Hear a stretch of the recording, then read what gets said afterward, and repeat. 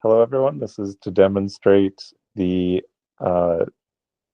lead being sent via email to Salesforce, scraped, and then a sales rep and territory is assigned. Right now, we're looking at the Sales Cloud list of leads. Notice how the new lead we're about to generate is not in this list.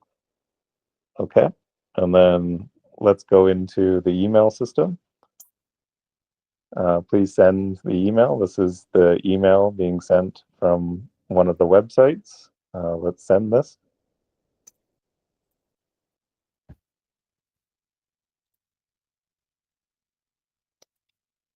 Okay, now we're back in Salesforce. Salesforce is processing this email.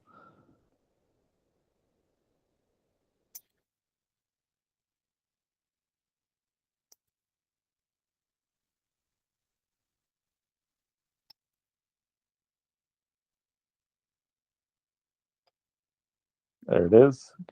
Let's click into it.